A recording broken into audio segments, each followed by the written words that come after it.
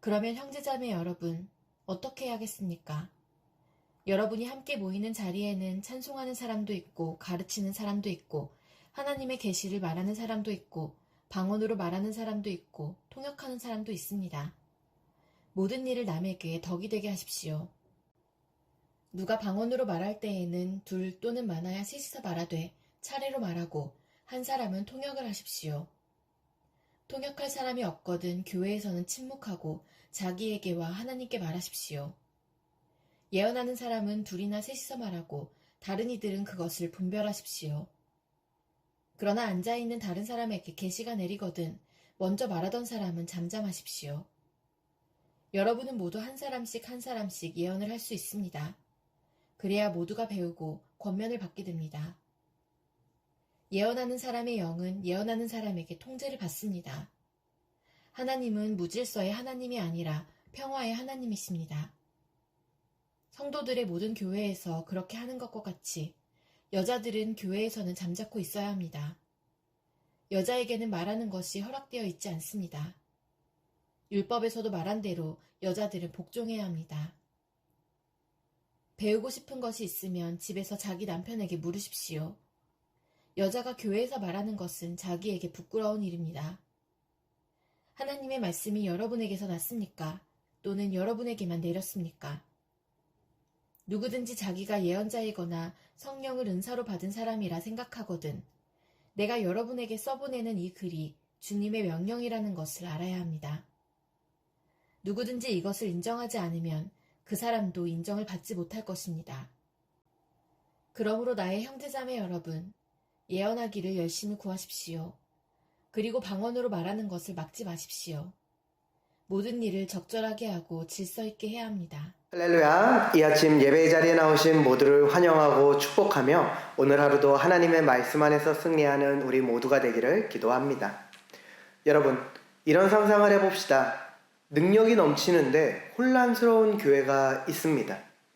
방언도 터지고 예언도 나오는데 동시에 무질서한 교회 말입니다. 어떠세요? 넘치는 능력만큼 넘치는 은혜가 느껴지십니까? 아니죠. 그런데 실제로 그런 교회가 있었습니다. 바로 고린도 교회입니다. 그러면 질문을 바꿔볼까요? 오늘 우리는 어떻습니까? 우리 교회는, 우리 가정은, 우리의 삶은 은혜 가운데 거하며 질서가 있습니까? 아니면 혼란스럽습니까? 오늘 우리는 고린도전서 14장 26절에서 40절까지의 말씀을 통해 하나님의 백성이 질서를 따라 사는 것이 왜 중요한지에 대한 답을 함께 찾아보려 합니다. 오늘 말씀이 우리 각자의 삶을 하나님 안에서 더욱 풍성하게 누리기를 원하는 모든 하나님 백성들에게 은혜와 격려가 되기를 기도합니다. 자, 여러분, 그렇다면 오늘 우리에게 가장 중요한 질문이 무엇입니까? 바로 우리는 왜 질서를 따라서 살아야 하는가입니다. 질서 있는 것이 보기 좋기 때문에 우리가 질서를 따라서 살아야 하는 것일까요? 물론 그럴 수도 있습니다. 하지만 오늘 본문이 이야기하는 이유는 단순히 보기 좋기 때문만은 아닙니다. 오늘 본문 40절은 이렇게 말합니다. 모든 일을 적절하게 하고 질서 있게 해야 합니다. 바울은 고린도 교회 성도들을 향해서 그들의 모든 일을 질서 있게 하라고 말합니다. 바울이 이렇게 말하는 근거를 우리는 33절에서 발견할 수 있습니다. 33절은 무엇이라고 말합니까? 하나님은 무질서의 하나님이 아니라 평화의 하나님이십니다. 그렇습니다. 성도가 질서를 따라야 하는 이유는 바로 다른 것에 있는 것이 아니라 하나님께서 무질서의 하나님이 아니시기 때문입니다. 바꿔 말하면 하나님께서 질서의 하나님이시기 때문이죠. 33절에 등장하는 평화라는 단어는 히브리어의 샬롬입니다. 이것은 단순히 조용한 것이 아니라 모든 것이 제자리에 있고 조화롭게 기능하는 상태입니다. 하나님은 혼돈이 아니라 코스모스의 하나님이시죠. 즉 질서와 아름다움의 하나님이십니다. 창조 때부터 하나님은 혼돈 가운데 질서를 세우셨습니다. 빛과 어둠을 나누시고 하늘과 땅을 구분하시며 각각을 그 종류대로 만드셨죠. 따라서 하나님의 백성인 성도에게 있어 질서 가운데 살아간다고 하는 것, 이것은 단순한 규칙 준수의 수준이 아닙니다. 그것은 질서 가운데 모든 것을 지으시고 다스리시는 하나님의 성품을 닮아가는 것을 의미합니다. 그렇기 때문에 성도의 삶이 질서 가운데 있을 때 하나님을 모르는 이들은 그것을 보며 질서 가운데 있는 성도들의 모습을 통해서 질서의 하나님을 보게 되는 것입니다. 결과적으로 성도가 질서 안에 있을 때 하나님께서 질서 안에 있는 성도들을 통해 영광을 받으신다는 것입니다. 그런데 동시에 질서 안에서 드러난 하나님의 영광은 곧 성도의 영광으로도 연결되어집니다. 왜입니까? 하나님이 지으신 모든 존재에게 있어서 하나님께 영광을 인정한다고 하는 것, 그것은 하나님의 질서와 하나님 안에서 이루어지는 진정한 평화를 인정하는 것이 되기 때문입니다. 우리 또한 하나님의 영광을 위해 지음받았고 하나님의 영광을 위해 구속함을 받았으며 하나님의 영광을 위해 살아갈 때 하나님 안에서 궁극적으로 우리에게 허락된 큰 은혜와 계획을 창조주 하나님의 질서 안에서 더욱 풍성하게 누리게 되는 것입니다. 여러분, 그렇다면 우리는 어떻게 하나님의 질서 가운데 살아갈 수 있게 되는 것일까요? 먼저는 성령께 민감하게 반응해야만 합니다. 32절은 이렇게 말합니다. 예언하는 사람의 영은 예언하는 사람에게 통제를 받습니다. 성령의 역사는 우리를 통제불능으로 만들지 않습니다. 오히려 더 자제하고 분별하고 질서 있게 만듭니다. 그러나 이를 위해서 우리가 성령께 더욱 민감할 필요가 있는 것이죠. 그렇다면 우리가 어떻게 더 성령께 민감할 수 있습니까? 바로 기도입니다. 기도할 때 우리는 성령의 음성을 듣게 되고 성령의 마음을 깨닫게 되며 성령의 인도하심을 받게 되는 것입니다. 바울이 데살로니가전서 5장 17절에서 쉬지 말고 기도하라고 명령한 이유가 바로 여기에 있는 것입니다. 끊임없는 기도를 통해 우리는 성령께 더욱 민감한 사람이 되고 하나님의 사랑과 질서 안에 머물게 되는 것입니다. 두 번째는 우리가 말씀에 분명히 서야 한다는 것입니다. 37절에서 바울은 이렇게 말합니다. 누구든지 자기가 예언자이거나 성령을 은사로 받은 사람이라 생각하거든 내가 여러분에게 써보내는 이 글이 주님의 명령이라는 것을 알아야 합니다. 여러분, 성도에게 있어서 최고의 질서가 무엇입니까? 바로 하나님의 말씀입니다. 광야의 이스라엘 백성들을 기억하십니까?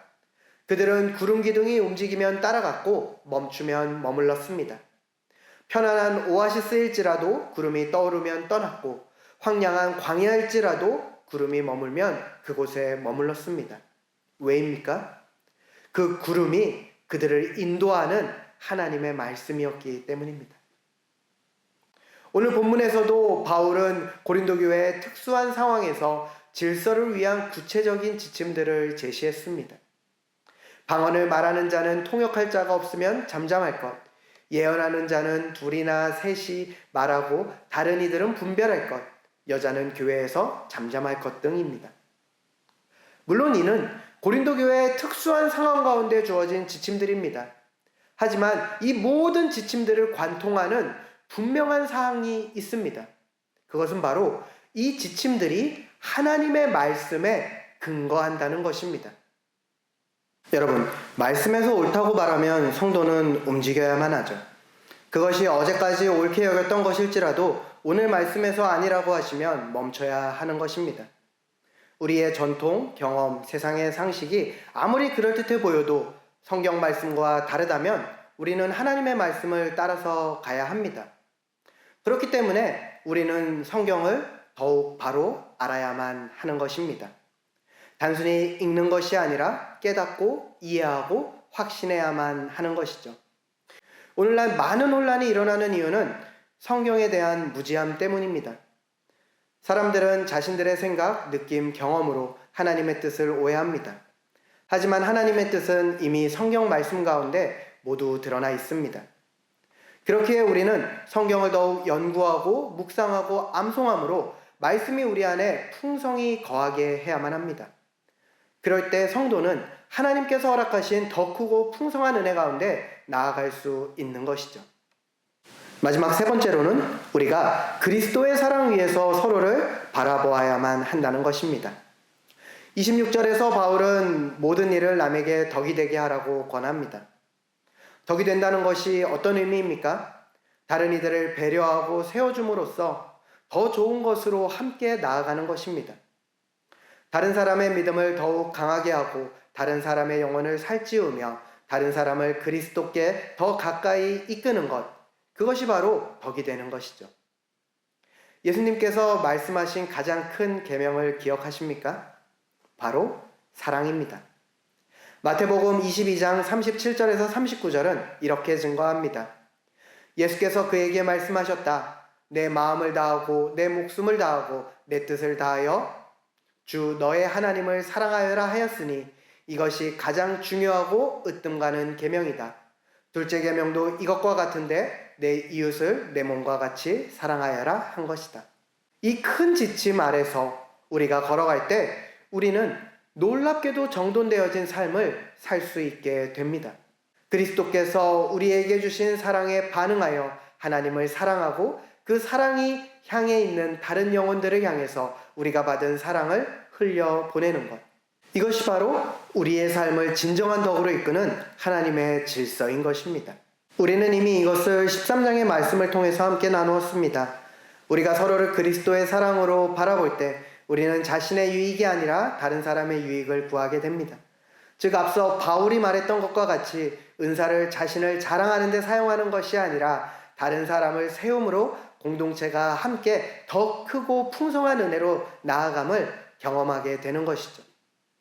그래서 바울이 공동체 가운데 은사를 사용할 때 사랑이 필요하다라고 강조했던 것입니다. 사랑하는 여러분, 기억하시기 바랍니다. 하나님 사랑 그리고 이웃 사랑, 이것이 하나님 백성의 질서이자 성도를 살리는 하나님의 뜻입니다.